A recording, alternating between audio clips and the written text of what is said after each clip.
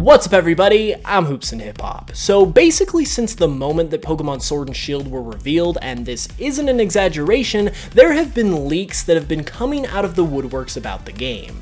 Now, even though some of these leaks have since proven to be true, most of them are obviously completely fake, as is the case with every new generation of Pokemon games. However, even though most of the leaks out there are completely 100% not real in any way, they do still provide for some fun discussion up until the point that they are found out to be fake, and at the very least, they do provide for some fun ideas that would actually be cool to see in a Pokemon game, even if it's not actually the real thing. And that leads me into the topic of today's video, because today we are going to be talking about 10 fake Pokemon Sword and Shield leaks that I personally wish were real. Now, there are a couple disclaimers that I need to get out of the way before we get started. Number one, if you are afraid of spoilers, you can still feel safe watching this video, because every single leak I am going to talk about, I have looked through extensively in its entirety, and basically every single part of these leaks has already been confirmed to be not correct, so you can feel pretty safe that these aren't true in any way. However, at the same time, since it is leaks we're dealing with, consider this your spoiler warning at the same time just in case, but like I said, we should be absolutely safe. Second thing I do need to mention is that even though I personally think all of these ideas would be cool to see in an actual Pokemon game, I'm not necessarily saying that I wish these were in Sword and Shield instead of the things that we actually have confirmed in the game.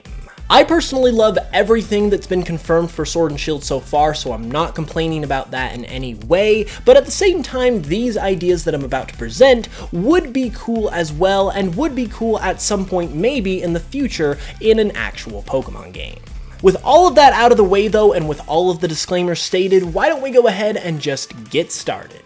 Alright, so we're gonna start things off with a couple different fake leaks about some gameplay features that were supposedly going to be coming to Sword and Shield. The first of which is known as Sword and Shield forms. Now, according to the leak, which comes from 4chan, and by the way, basically every one of the leaks I'm going to be talking about comes from 4chan, it states that supposedly some Pokemon in Sword and Shield were going to get new forms called Sword forms and Shield forms based on energy that was given to them by Zacian and Zamazenta. It also states that the starter Pokemon are unique in the fact that they are the only Pokemon who are able to have both a Sword form and a Shield form. Based on the description, it sounds like these Pokemon would not only be getting a new appearance of some kind based on what form they had, but it also sounds like it would change their stats either offensively or defensively, depending on whether you were in the Sword and Shield form. And I really like the idea of starters getting the special treatment and having both of them, because it just makes the starters that much more unique and interesting, and obviously makes them a little bit more competitively viable in that you could switch between the two forms. So obviously, even though this isn't true, I do really like the idea of it. Next leak we're going to talk about is about the supposed Kalos postgame. The leak states that the games themselves take place 6 years after X and Y, and by the time you get to Kalos, just like with Kanto to Johto in Pokemon Gold and Silver, there are some things that have changed around a little bit. The leak states that first off, Ramos has retired as the Comarine City Gym, at least I think that's the city he was the gym in, and Trevor has taken his place as the Grass-type leader, and also has a Trevenant as his ace. Bonnie, now 6 years older, is now the gym leader of the Lumio City Gym, and her brother Clement has now been promoted to be a member of the Elite Four, and he replaces Wickstrom, who is supposedly the Steel Gym leader in Galar.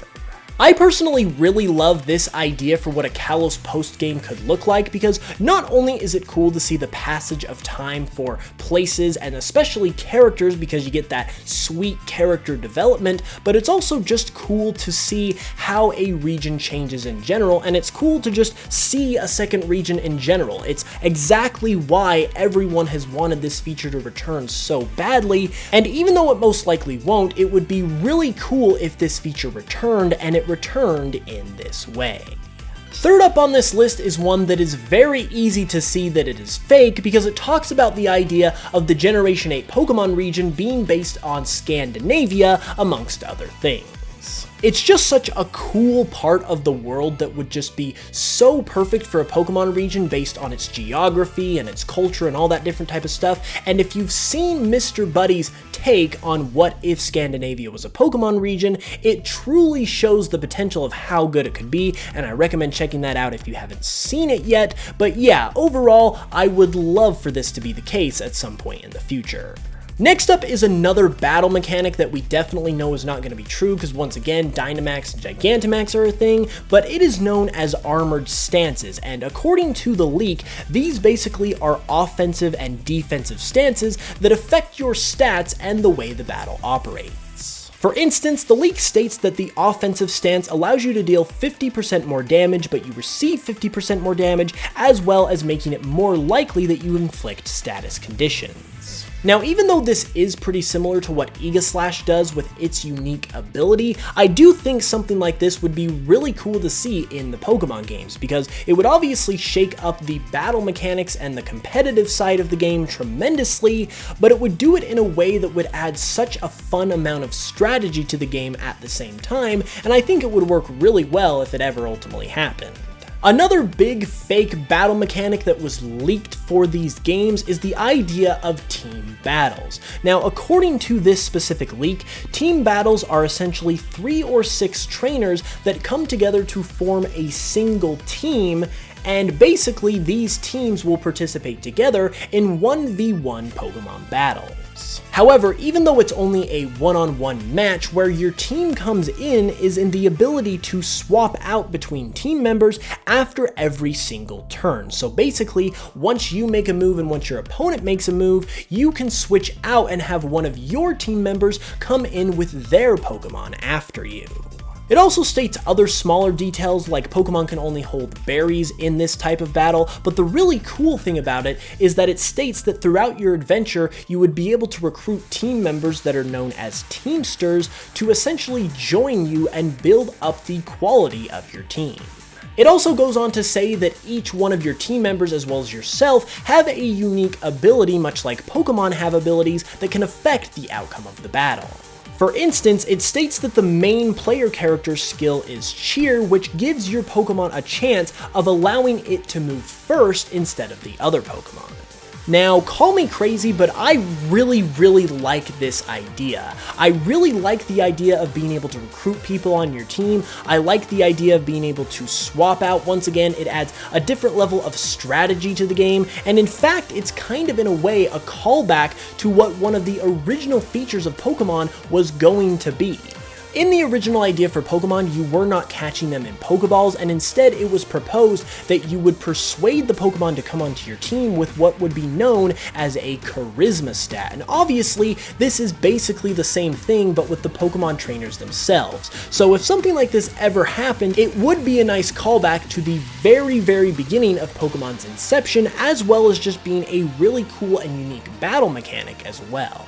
Next up is a leak where it states that the professor of the region is actually one of the leaders of the region's evil team. In the leak, it states that there's actually 2 professors, one who gives you your starter Pokemon and the other who gives you your Pokedex. The one who gives you your Pokedex is secretly one of the evil team's leaders who tries to use you to find the legendaries and mythical Pokemon of the region. Now, not only is the professor being the evil team leader already a unique concept in and of itself, but the idea of him using you to find the legendaries and mythicals is just an idea that seems like it works so well, and it wouldn't really stray away from what Pokemon has been doing in the past, but it does it in a completely new way with this kind of twist into the character of the professor. So I really like that a lot, and I would not complain at all if that ever happened in the future.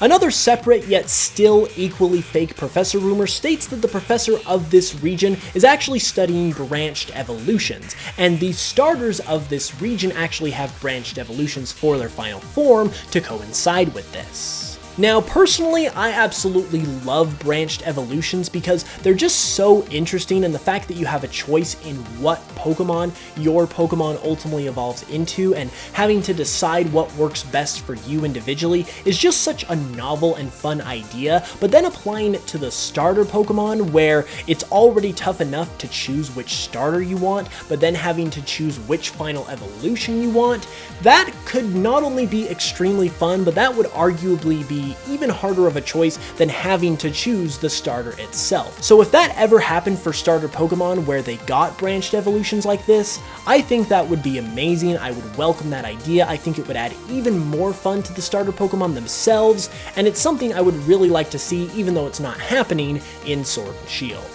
And the final game mechanic type leak before we get into some fake leaked Pokemon, which I know y'all are waiting for, is a fake leak that says the evil team of this region are a group of Vikings who don't really care about region or world domination. They just want a bunch of riches and a bunch of food. Now, even though that motivation isn't the greatest motivation ever, I just think having a Viking evil team would be really cool. Once again, if you haven't checked out Mr. Buddy's Scandinavia region video, I highly recommend you do so because he also features a Viking evil team in that story. It's a great video, but yeah, I just think a Viking evil team would be really cool. And finally, I've saved the best for last because now we are going to go over some fake leaked Pokemon. Now, all the Pokemon I'm going to be covering here are all Pokemon who purported themselves to be the real thing at one point or another. So we're not just pulling random Fakemon off the internet. These are all Pokemon who said they were going to be in Sword and Shield as the real thing at one point in time. So first things first, we've got the infamous Peanut Dragon Pokemon, and this one's probably the best of the bunch because it got a whole animated 3D model in addition to artwork and everything like that, and honestly, the design is really good as well. So honestly, in terms of quality, there's really no reason why this shouldn't be real, and it's a shame that it's not. Moving on though, we've also got the Astro Bunny, which was reported to be a final evolution of Scorbunny just a couple days after the games were revealed. It was proven fake, but this still has an absolutely fantastic design. I love it. Next up, we've also got one that was reported on fairly early on, and this one actually has a 3D model associated with it as well, and that would be this bird Pokemon right here. This one popped up pretty early on, right after the games were revealed, and not only does this Pokemon have an absolutely fantastic design, but it's also got the 3D model to boot. So once again, this thing absolutely should be real. It's a shame that it's not because it has absolutely everything going for it. We also have another unnamed Pokemon that was purported to be a grass fire type, which obviously would be cool, and even though I can't quite tell what he's supposed to be based on, he definitely does have that Pokemon charm, and I think he does have a design that is good enough to actually be in an official Pokemon game. And then last but not least, we have a purported Zeraora pre-evolution, which is really interesting because obviously Zeraora is a mythical and legendary Pokemon don't typically evolve unless you're Cosmog, so that idea in and of itself is extremely unique, but this particular Pokemon and its design looks really awesome, so I definitely would not complain if this was the real thing. And there we have it, everybody. Those were 10 fake Pokemon Sword and Shield leaks that I wish were real. Now, even though I avoid leaks like the plague, they are fun to talk about, whether it be fake leaks, whether it be real leaks, because it kind of just adds to the overall hype of the game itself. If you guys enjoyed the video though, be sure to give it a like and let me know down in the comments below which of these leaks you would most like to be real as well. And if you want to discuss leaks further, do so with any spoiler warnings if you're talking about real leaks, because I definitely don't want anyone to be accidentally spoiled if they don't want to be. If you're new to the channel as well, be sure to subscribe for more Pokemon and Pokemon Sword and Shield content every single week, and if you'd like to support the channel further, check me out on Spotify, give some of my Pokemon remixes a listen. It greatly supports the channel. With all that being said though, I'll be back on Thursday with another video, so be sure to hit that notification bell so you can know when it goes live, and until then, as always, you know I love you guys, and I will smell you guys later.